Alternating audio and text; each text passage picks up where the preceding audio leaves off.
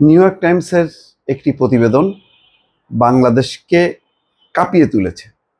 সরকার দারুণভাবে উদ্বিগ্ন, দারুণভাবে তটস্থ, এটা বোঝাই যাচ্ছে। সাথে সাথেই প্রেস উইং থেকে প্রতিবাদ করা হয়েছে।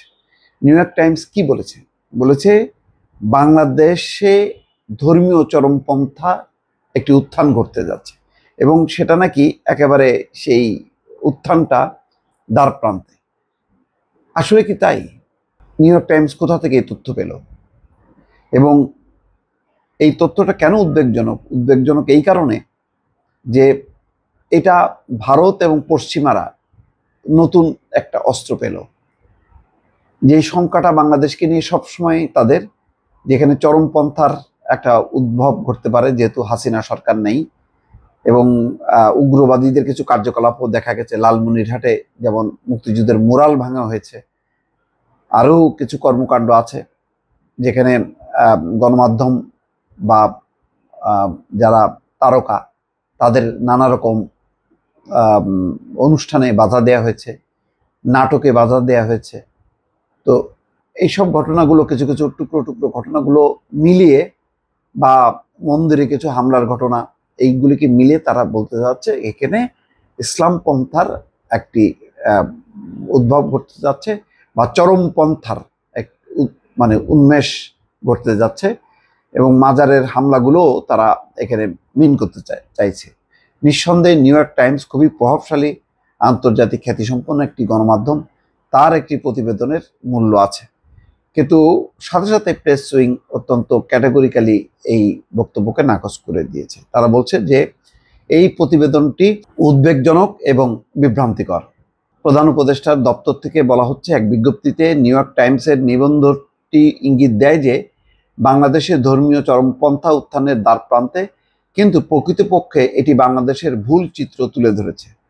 বিজ্ঞপ্তিতে বলা হচ্ছে বিভ্রান্তিকর ও চিত্রায়ন কেবল দেশের রাজনৈতিক এবং সামাজিক গতিশীলতাকে অতি সরলীকৃত করে না, বরং 18 কোটি মানুষের একটি সমগ্র জাতিকে অন্যায়ভাবে কলঙ্কিত করার ঝুঁকিও তৈরি হয়। নিউ ইয়র্ক টাইমসের নিবন্ধে বলা হচ্ছে, বাংলাদেশ যখন নিজেকে পুনরুজ্জীবিত করছে তখন কট্টরপন্থী ইসলামিস্টরা একটি সুযোগ দেখতে পাচ্ছে।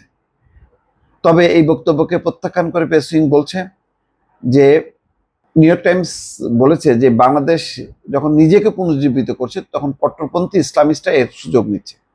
কিন্তু সুযোগ নিলেও সরকার কি সেই সুযোগ দিচ্ছে? এই ব্যাপারে কি বলছে? বলছে যে নিউ ইয়র্ক টাইমসের নিবন্ধটি বাংলাদেশ সম্পর্কে একটি উদ্বেগজনক এবং একপেশে দৃষ্টিভঙ্গি তুলে ধরেছে। এই প্রেস বিজ্ঞপ্তিতে আরো বলা হচ্ছে যে প্রকাশ করার জন্য সুনির্দিষ্টভাবে উস্কানিমূলক নিবন্ধের উপর নির্ভর করার পরিবর্তে বাংলাদেশের অগ্রগতিকে স্বীকৃতি দেওয়া বেশি গুরুত্বপূর্ণ। বছর ধরে বাংলাদেশ যে অগ্রগতি করেছে সেটাকে এবং পরিস্থিতির জটিলতাকে স্বীকার করা উচিত। আরও বলছে, যদিও নিবন্ধটি ধর্মীয় উত্তেজনা এবং রক্ষণশীল আন্দোলনের কিছু ঘটনা তুলে ধরেছে, তবে এটি অগ্রগতির বৃহত্তর প্রেক্ষাপটকে উপেক্ষা করেছে।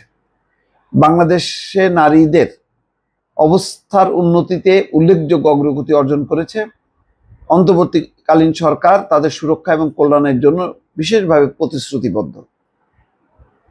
এটি এমন একটি সরকার যা নারীর অগ্রাধিকার এবং সুরক্ষাকে অগ্রাধিকার দিয়েছে, অথচ নিবন্ধে এর উল্টোটা বলা হচ্ছে। বিজ্ঞপ্তিতে বলা হচ্ছে, বাংলাদেশের মতো একটি দেশে রাজনৈতিক অস্থিরতা, ধর্মীয় সহিংসতার মধ্যে পার্থক্য করা গুরুত্বপূর্ণ।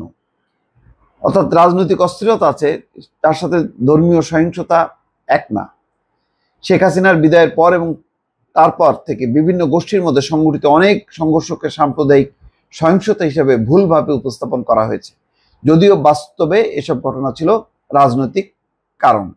রাজনৈতিক দলগুলি প্রায়শই সমর্থন জোগাড় করার জন্য ধর্মকে ব্যবহার করে, যা বিষয়টিকে জটিল করে তোলে এবং রাজনৈতিক অস্থিরতাকে ধর্মীয় নিপীড়নের সঙ্গে মিশিয়ে দেওয়ার ঝুঁকি তৈরি করে। সুতরাং পুরো পরিস্থিতিকে সাম্প্রদায়িক সংঘাত হিসেবে উপস্থাপন করা বিভ্রান্তিকর। এটি প্রকৃত রাজনৈতিক এবং আর্থসামাজিক বিষয়গুলোকে উপেক্ষা করে। প্রেস উইং বলছে, অন্তর্বর্তীকালীন সরকার সমস্ত সংখ্যালঘু সম্প্রদায়কে রক্ষা করার জন্য তার প্রতিশ্রুতি স্পষ্ট করেছে এবং আইন প্রয়োগকারী সংস্থা ও সন্ত্রাস দমন প্রচেষ্টার সাথে তার চলমান কাজ এই প্রতিশ্রুতিকে আরো জোরদার করেছে। সামাজিক সংস্কার এবং আন্তর্জাতিক সম্প্রদায়ের সঙ্গে সহযোগিতার মাধ্যমে চরমপন্থা মোকাবেলায় বাংলাদেশের প্রচেষ্টা ভুল তথ্যের বিস্তারের দ্বারা ম্লান হওয়া উচিত না। অর্থাৎ ভুল তথ্য পরিবেশন করে একটা কাল্পনিক বয়ান দেওয়া হচ্ছে, যাতে বলা হচ্ছে বাংলাদেশে চরমপন্থার উদ্ভব ঘটতে যাচ্ছে এবং সেটা একেবারেই দ্বার প্রান্তে। দর্শক ভালো থাকবেন, আল্লাহ হাফেজ।